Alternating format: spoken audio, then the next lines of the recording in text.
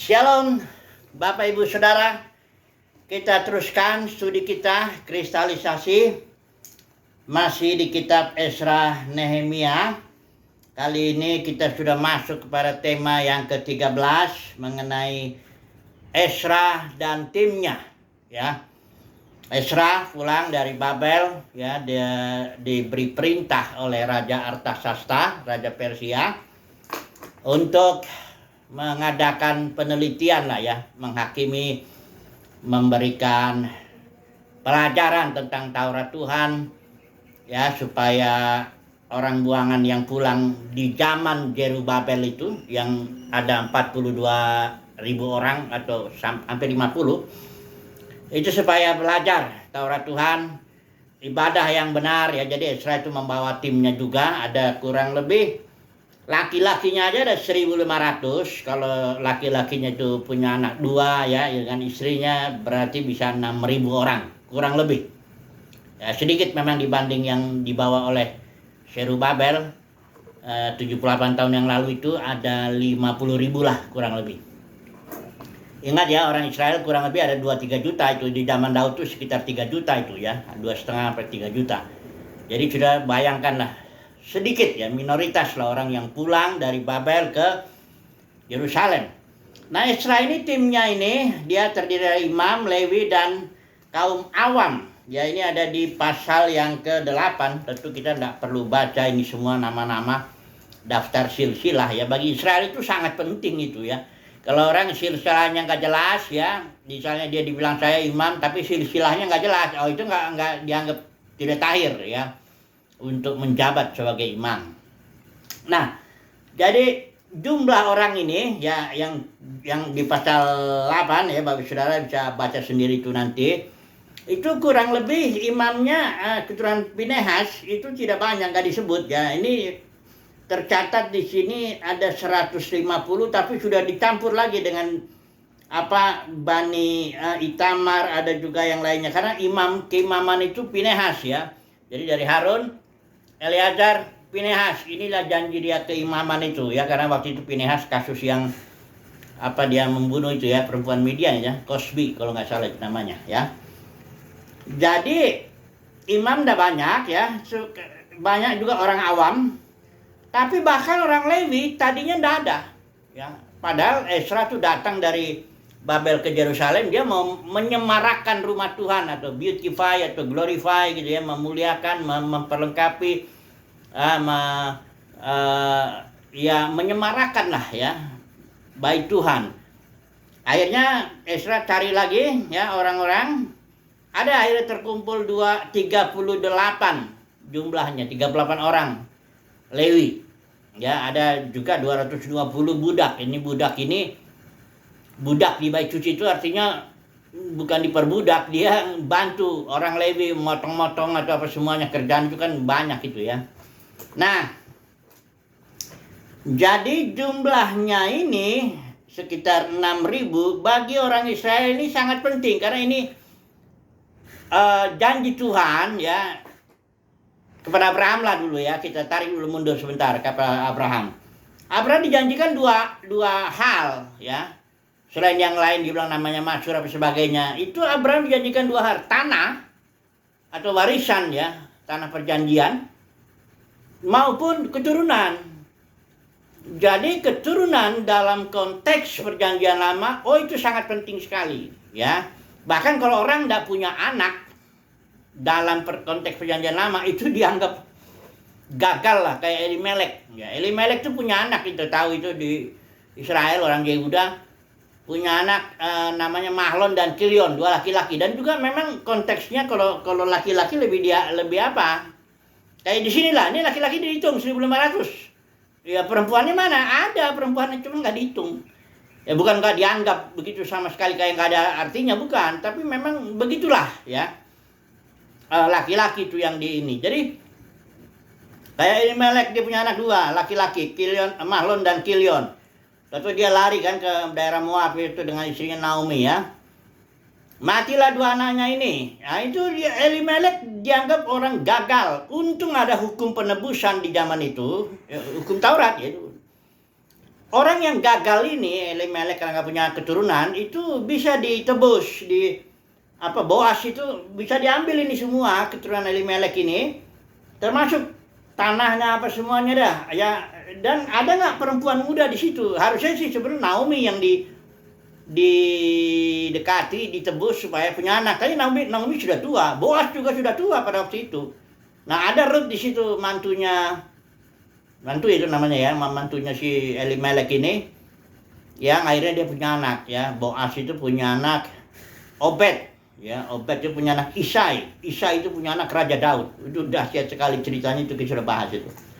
Jadi bagi konteks perjanjian lama, keturunan itu sangat penting. Karena apa? Nah, mari kita melihat bahwa keturunan dalam konteks Israel itu, dalam perjanjian baru itu adalah hayat Kristus ya. Kalau kita lihat di Kolose 2:17, baca aja itu semua Israel itu lambang, baik hari rayanya, baik perabot-perabot baik cucinya, itu semua simbol. Realitanya di sini adalah Kristus. Khususnya kalau orang Israel itu hayat Kristus, ya. Nah, mari kita melihat dulu ada satu bagian firman Tuhan di kitab Ulangan ini yang menjelaskan mengenai apa yang sedang kita bicarakan ini, ya. Dikatakan di sini Ulangan pasal 7 satu peraturan dari Tuhan bahwa kalau Israel masuk ke tanah perjanjian itu, bangsa ini, Tuhan bilang Tuhan sendiri akan menghalau bangsa-bangsa ini dari hadapanmu sedikit demi sedikit. Ya, nggak bisa langsung dihajar supaya jangan nanti katanya binatang hutan lebih banyak untuk menguasai tanah ini, tanah perjanjian atau warisan ini. Jadi katanya sedikit demi sedikit ya Tuhan akan buang itu ya, engkau bahkan tidak boleh membinasakan mereka dengan segera. Ya, dalam peperangan Israel juga harus dengan hikmat. Dia menunggu dulu pertumbuhan pertumbuhan hayat Kristus kalau di sini ya. Kalau di sini tuh pertumbuhan keturunannya ya. Pelan-pelan Israel bertumbuh, dia menaklukkan, terus berperang, terus akhirnya seluruh tanah perjanjian dikuasai oleh orang Israel. Jadi begitu ya. Kalau di sini bagaimana? Nah, kita langsung aplikasikan aja. Di sini hayat Kristus ya. Hayat Kristus yang kita terima ketika kita lahir baru, itu juga kita nggak boleh main asal tangking usir semua roh jahat itu dalam batin kita. Biar dulu ya, tunggu dulu hayat ini bertumbuh dia ya dengan wajar, dengan normal. Kalau kita melakukan kehendak Tuhan, berjalan menurut pimpinan roh, itu mengenai ibadah dalam roh, itu berjalan menurut pimpinan Kristus dalam batin, itu nanti hayat Kristusnya bertumbuh. Karena memang hayat itu daya tumbuhnya ada dalam dirinya sendiri.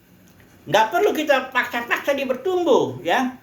Ya, jadi di dalam hayat Kristus ini ya, saya ulangi lagi, Yohanes 17:3 mengatakan, inilah potensi kita mengenal Tuhan. Kita nggak bisa mengenal dia kalau kita pakai otak kita aja. Maksud saya jangan jadi nggak pakai otak ya. Itu ada peranannya otaknya nomor 2 ya. Ini tapi yang dalam batin ini hayat Kristus. Ini kan ada orang yang ngomong gini, saya kalau khotbah tuh nggak pakai otak katanya. Gila nggak? Oh, binatang aja ada otaknya, lu bagaimana lu bisa khotbah nggak pakai otak? Dia ini sedang menekankan betapa dia mengandalkan Roh Kudus gitu loh. Iya, Roh Kudus kan pakai otak juga untuk menerangi. Ya, jadi tapi nomor 1 ini hayat Kristus ini. Jadi hayat ini kalau dia kita jalanin, dia menjalani hidup dengan hayat Kristus, mengikuti pimpinan hayat, pimpinan batin, ya. Itu nanti hayatnya bertumbuh ketika lahir baru dia bertumbuh. Jadi makin lama kita dipenuhi oleh hayat, dan di dalam hayat ini itulah di situ potensi pengenalan Kristus itu. Pengenalan akan Tuhan ya. Yohanes 7:3 mengatakan inilah hidup kekal itu, hayat atau joy istilah Yunaninya ya. Saya sudah sering berulang-ulang diulang ya. Joy. Ya. Inilah hayat, inilah joy, yaitu bahwa mereka, kata Tuhan Yesus, mengenal Engkau Elohim yang benar dan mengenal Yesus Kristus yang Kau utus. Jadi kalau untuk mau mengenal Elohim yang benar, mau mengenal Yesus Kristus yang diutus, gak ada jalan lain kecuali hayat ini harus bertumbuh. Bagaimana hayat ini bertumbuh, hayat Kristus dalam batin kita? Christ in you. Bagaimana bertumbuh? Ikutilah dia pimpinannya. Kalau orang Kristen beribadah 10 tahun, 20 tahun hanya ikutin aja secara ritual, datang ke gedung denominasi tertentu, duduk di tempat tertentu, panas itu bangku-bangku itu karena didudukin sama dia terus-menerus itu 10 tahun, 20 tahun, 30 tahun hanya ngikutin ritual, nggak bertumbuh dia. Karena pertumbuhan bukan karena dia melakukan aturan-aturan agamawi, bukan itu yang buat dia bertumbuh. Tapi dia yang membuat, nanti saya mau bicara soal penabur. Yang membuat dia bertumbuh adalah kalau dia menjalani kehidupannya hari lepas hari, saya ulang garis bawah itu ya, hari lepas hari, dia ikutilah pimpinan dalam batin ini. Kalau batin ini bilang bergerak ke kiri lah, ambil keputusan ini ke sini, begitu, ikutin aja. Pimpinan ya, tentu harus ada check out. Nah, ini gunanya pikiran. Cek itu apa lingkungan bagaimana mendukung atau tidak. Kadang-kadang justru ketika lingkungan nggak mendukung kita melakukan langkah iman. Kadang-kadang jangan dulu. Ya itu dia minta dia apa otak mesti jalan, mesti pakai juga itu. Kemudian baca Alkitab juga harus pakai otak itu. Ya jangan main asal tabrak aja. Ada prinsip-prinsipnya ini Alkitab ini dokumen sejarah yang kalau mau diteliti harus dengan penelitian sejarah. Nggak bisa sembarang asal tabrak aja. Yang ngoceh-ngoceh udah gitu minta duit aja. Nah, ini kacau ini. Ya. Jadi dengan mengikuti pimpinan roh dan akal ini juga bekerja sama, makanya secondary role orang bilang peranan kedua, kita sedang berjalan dan akhirnya bertumbuh. Bertumbuh pengenalan kita akan Tuhan, satu. Yang kedua, di dalam hayat ini ada potensi karakter Kristus. Kasih Kristus, sukacita Kristus, damai sejahtera Kristus. Kasih suka damai sejahtera, sabaran, kemurahan, kebaikan. Setiaan, kelemahan lembatan, penguasaan diri Kristus itu ada di dalam benih itu. Dan kalau benih ini bertumbuh, kita bertumbuh dalam karakter Kristus. Ya. Mengenal Elohim yang benar, mengenal Yesus Kristus, bertumbuh dalam karakter Kristus. Itulah artinya kita nanti akhirnya menghasilkan buah. Ya. Nah, jadi dalam konteks perjanjian lama, keturunan itu sangat penting. Khususnya juga keahliannya orang itu juga sangat penting. Di Israel keturunan itu dilihat keahliannya. Apakah pertama kalian perang, ya. Makanya kalau dalam daftar orang Israel dicatat itu ada sekian orang yang bisa menyandang pedang gitu. Karena kenapa? Karena tugas keturunan ini adalah berperang, meraih warisan. Itu sebabnya berharga orang yang bisa menyandang pedang. Nah, itu satu ya. Yang kedua, bagi Israel, bangsa Israel, dia kalau terkait dengan bait suci, itu para imam atau Lewi itu lebih berharga daripada kaum awam. Dalam konteks, karena dia mau melayani. Kalau dulu kan dalam konteks perjanjian lama, melayani dalam bait suci itu tak boleh semua orang. Nah ini ada juga ceritanya itu, waktu itu kan anak lembu emas ya. Waktu itu Musa lagi masih di atas gunung Sinai. Nah, Israel sini sudah menyembah berhala. Terus Musa turun banting itu 2 loh batu itu, loh perjanjian itu, dan Musa bilang, siapa yang berpihak kepada aku? Atau berpihak kepada Tuhan ya? Datang kepada aku. Rupanya hanya suku Lewi yang datang kepada Musa, ya. Udah gitu Musa bilang, sekarang kau kudus, baktikan dirimu ya, melayani Tuhan. Tadinya sebenarnya semua Israel itu imam-imam. Keluaran pasal 17 itu sudah ada 3 perjanjian itu. Yang pertama Tuhan bilang kau akan menjadi bangsa yang kudus, terpisah. Kudus itu artinya separated, itu terpisah, dipisahkan untuk maksud Tuhan, kehendak Tuhan, rencana Tuhan. Kemudian yang kedua, engkau akan menjadi umat kesayanganku di antara bangsa-bangsa. Baru yang ketiga, engkau akan menjadi raja-raja dan imam-imam. Makanya kalau gereja itu sekarang tuh imam-imam semua, enggak ada yang. Dan imamnya aturan Melkisedek, bukan aturan Harun. Ini kadang-kadang dia di sini para pengkhotbah dalam kekristenan nih yang mau pengen duit. Dia bilang kami ini suku Lewi katanya tuh kan. Dari mana lu suku Lewi? Itu keimaman Harun. Kalau suku Lewi, kamu bukan bangsa Israel, kamu gak ada urusannya. Gereja itu gak ada urusannya dengan keimaman Harun. Gereja itu adalah keimaman Melkisedek. Yang lebih baik itu kita berani ngejelasin tuh, ya. Tapi dasar ada yang ngotot juga, pernah saya berdebat juga, dia ngomong, itu mestinya Melkisedek nerima perpuluhan dari Abraham. Itu lihat konteksnya. Abraham itu dalam konteks itu Ibrani pasal 7 juga nggak salah. Itu Paulus sedang ngejelasin bahwa keimaman Melkisedek lebih bagus daripada keimaman Harun. Ya, buktinya Itu Abraham aja bapak leluhurnya Israel itu ngasih perpuluhan kepada Melkisedek. Dan Melkisedek memberkati Abraham. Berarti orang itu kalau orang itu memberkati Abraham, orang itu yang lebih tinggi memberkati yang lebih rendah. Itu makanya kesimpulannya di bawah. Itulah sebabnya Israel itu termasuk Israel dianggap memberikan perpuluhan juga kepada Melkisedek.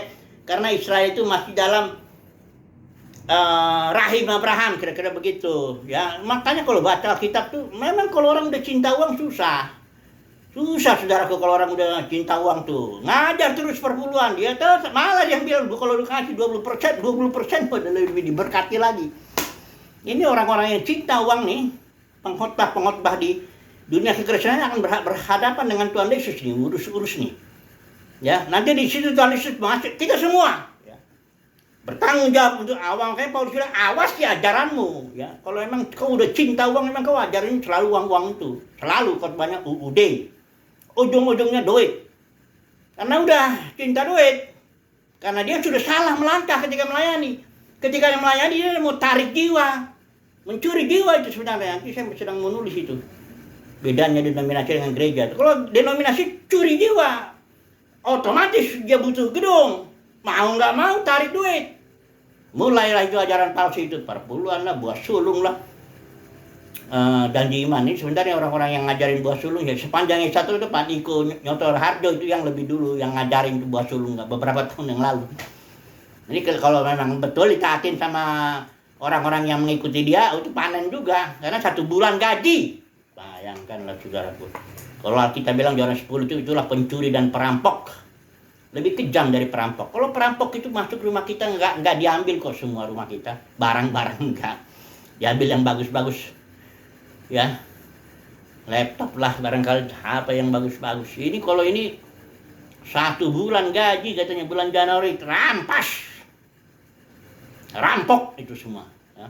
Sisain enggak tahu nanti itu jemaat suruh makan apa di bulan Februari. Ya lo makan iman lah itu. Sudah habis. Ya. Tapi kalau orang masih mau dibodohin apa boleh buat. Itu berarti dia orang itu ya bukannya domba-dombanya Tuhan Yesus. Karena domba Tuhan Yesus mendengarkan suara Tuhan. Dia nggak dengar suara orang, suara serigala, berbulu domba, enggak. Ya, domba-domba Tuhan Yesus itu mendengar suara Tuhan Yesus. Tuhan Yesus bilang, enggak pernah gua nyuruh lu suruh narikin uang bulan Januari. Habis semua itu uang, bagaimana sih? Tuhan Yesus malah ngasih makan, ada orang 5.000 lapar. Enggak nanya itu orang yang 5.000 tuh minta roti, enggak. Tuhan Yesus langsung berpikir, ini orang udah 3 hari ikutin aku ini. Ya mereka kalau suruh pulang bisa banyak berjatuhan pingsan di tengah jalan. Dan mereka yang mengikuti Yesus pada zaman itu kebanyakan orang-orang yang miskin gitu. Yesus mikir dia. Yesus kasih firman, kasih roti kayak Melkisedek. Imam itu kasih anggur, kasih roti. Oh, ini kalau yang di dalam kekristenan ini, wah. Pedagang rata-rata itu umumnya penjual nggak malu-malu ya Pak Gilbert, saya ulang-ulangin lagi dah, itu dia lah nggak malu-malu Gilbert lu moyondong apa itulah. Jadi kalau makan restoran Padang kan you bayar, ya, bayarnya di sini gitu. Karena ada orang mau nanya gimana kalau saya kasih perpuluhan saya ini ke sana yang gereja miskin. Gilbert bilang marah lah dia, yuk di sini makan di sini, dengar khotbah saya di sini, kok bayarnya di sana. Enggak malu lagi. Udah otaknya tuh udah enggak malu, hilang udah urat. Itu palsu semua, Bapak Saudara, palsu semua, ajaran palsu, guru-guru palsu semua itu. Cuma sekarang dia karena penuh kemuliaan manusia, ya banyak pengikutnya, kaya. Nah, itulah makanya domba-domba yang bukan domba Yesus ketipu dia. Tapi kalau firman Tuhan bilang Yohanes 10, domba-dombaku mendengarkan aku. Suara asing, suara serigala, suara mama dia lari. Kalau dia lihat perpuluhan buah sulung, oh lari dia, makanya nggak bener ini. Ngawur ini ya gitu. Oke lah ya, kita kembali lagi ke sini. Saya kadang-kadang kalau udah ngomong yang begini, nantilah itu ya, kertak gigi ya itu kalau itu ya. Ngajarin itu kalau nantilah itu di Yohanes 7 ayat 21-23 ya. Yohanes 7, Matius 7 ayat 21-23. Yesus terus terang di situ. Mana hambaku, mana hamba duit, Ya, mana dombaku, mana kambing, mana apa itu semuanya di. Oke. Jadi saya harus sampai berapa dia cari. Nantilah ya. Jadi kita kembali lagi ya. Bagi Israel itu penting ya. Ezra pulang ya. Sudah. Dalam perjalanan sekarang masuk kita poin kedua. Perjalanan Ezra itu dari Babel ke Yerusalem. Kurang lebih 4 bulan. Kalau sudah baca pasal 7 ayat 9 itu. Dia bulan pertama di jalan mulai perjalanannya. Dan bulan kelima sampai dia. Jadi 4 bulan perjalanan. Dalam perjalanan, di sini Ezra tidak seperti Nehemia. Kalau Nehemia memang disertai oleh tentara panglima-panglima ya. Oleh Ezra ini enggak, karena dia sempat bilang dia malu minta tentara, katanya pasal 8 ayat 22. Malu aku minta tentara dan orang-orang berkuda dari raja. Sebab aku udah bilang katanya, tangan Tuhan menyertai ya.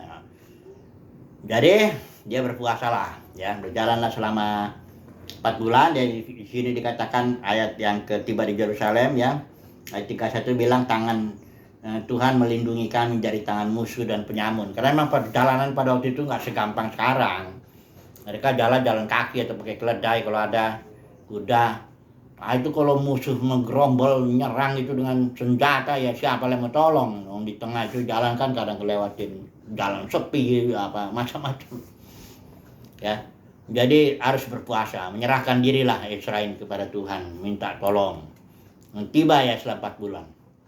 Nah, kalau kita aplikasikan ini perjalanan, ini katakanlah perjalanan si benih kudus ini, perjalanan Israel. Ini disebutnya ini kalau ini perjalanan iman lah atau perjalanan pertumbuhan lah, proses lah, ya. Proses untuk mencapai warisan, kan? Kalau orang Israel kan walaupun ini fokusnya baik cuci itu kan sebenarnya mendapatkan warisan juga. Nah, kalau ini proses. Nah, kita akan terapkan ini dengan perumpamaan penabur atau sebenarnya perjalanan Israel itu sebenarnya banyak. Perjalanan dalam perjanjian lama itu banyak kasus-kasus perjalanan seseorang atau suatu komunitas, suatu bangsa. Misalnya Israel keluar dari Mesir, berjalan di padang gurun masuk tanah perjanjian ya. Abraham keluar dari Ur Kasdim sampai ke Haran dia berhenti. Coba dulu dari Abraham lah, kita lihat dalam perjalanan Abraham ini. Abraham ini berjalan ya dari Ur Kasdim dipanggil Tuhan keluar kamu. Nah tapi di situ Abraham kurang taat. Ndak berontak sepenuhnya. Disuruh Tuhan kan tinggalkan bapakmu, tinggalkan sanak saudaramu. Dibawa bapaknya, dibawa juga si Lot, sanak saudaranya. Akibatnya karena perjalanan itu dipimpinlah oleh bapaknya itu ya otomatis berhentilah di Haran. Karena perjalanan itu ada banyak bahaya ya, orang lebih senang kan aman. Ya, zona nyaman. Di Haran mereka juga dapat diberkati juga, dapat kambing domba, dapat apa semuanya budak-budak dan sebagainya.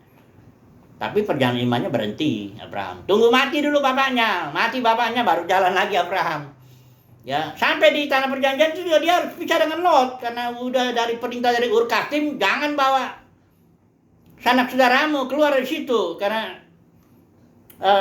setiap daerah itu ada ilahnya. Nah, Tuhan mau bangun kerajaan sorga dengan Yahweh sebagai Tuhannya ya Abraham nggak boleh bawa di sini ya, harus tinggalkan itu.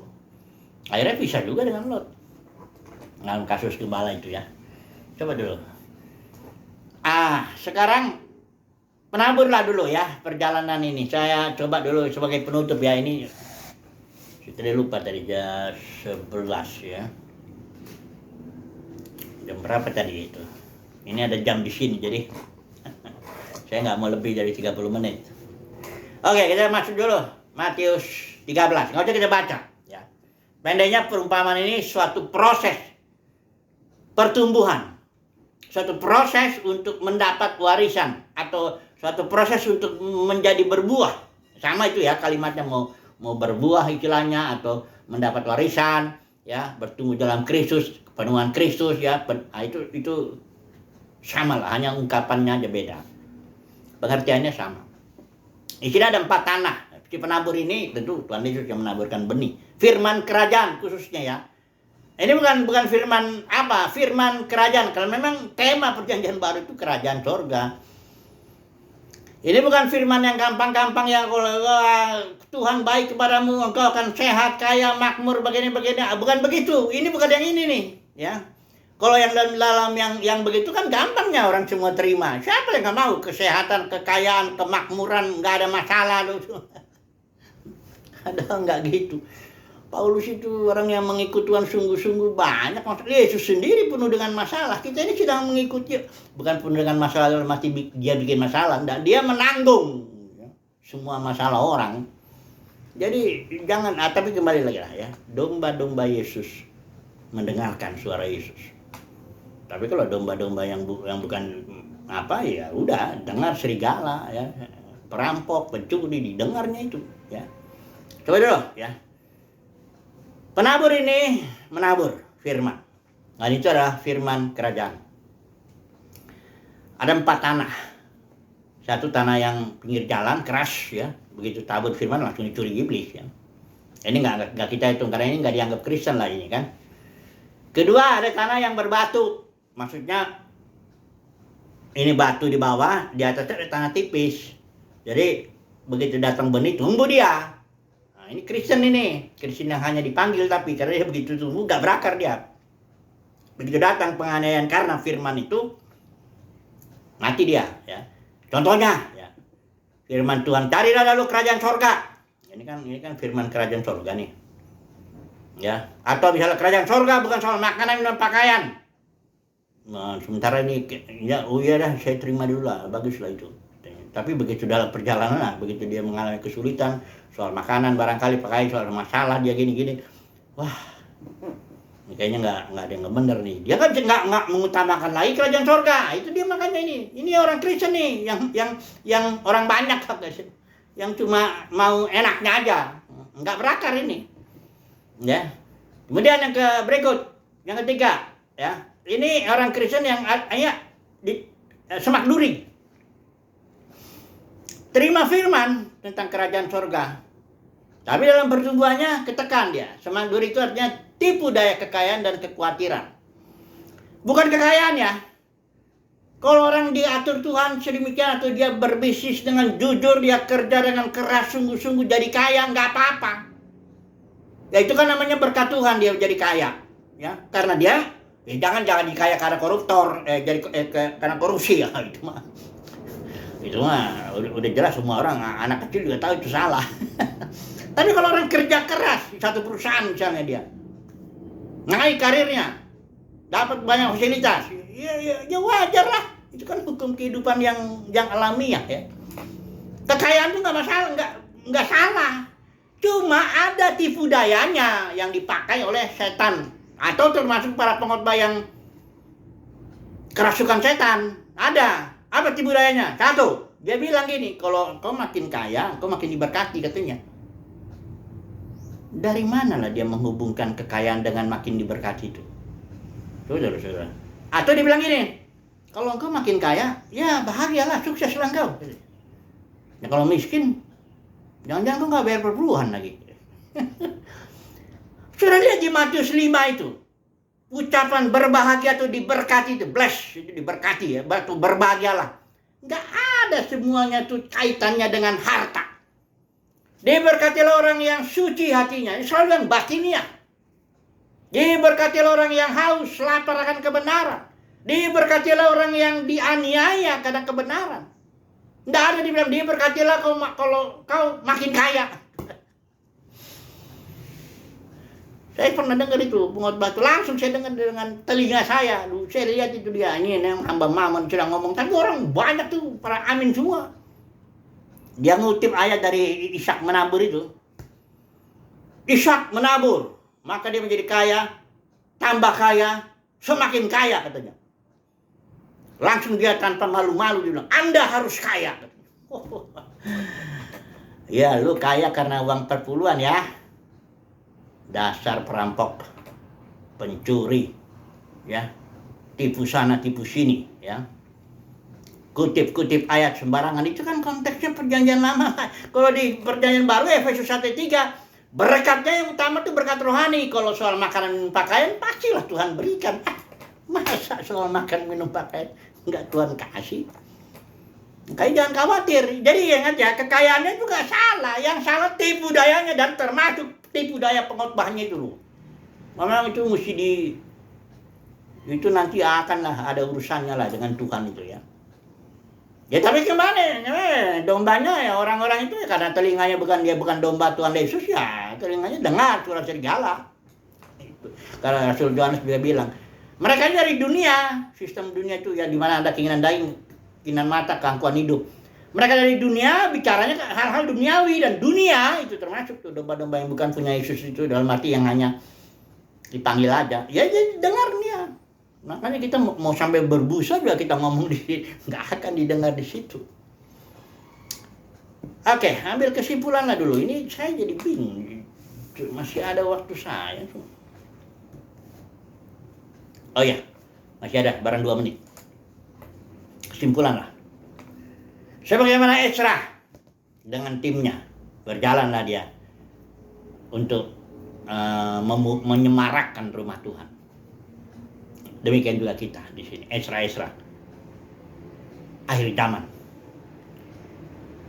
Kita berjalan, bertumbuh ya, untuk menghasilkan buah atau mendapat warisan atau dipenuhi Kristus atau apapun juga. Artinya kita memuliakan Tuhan. Puji Tuhan lah, itu aja dulu. Nanti kita sambung lagi. Haleluya. Amin.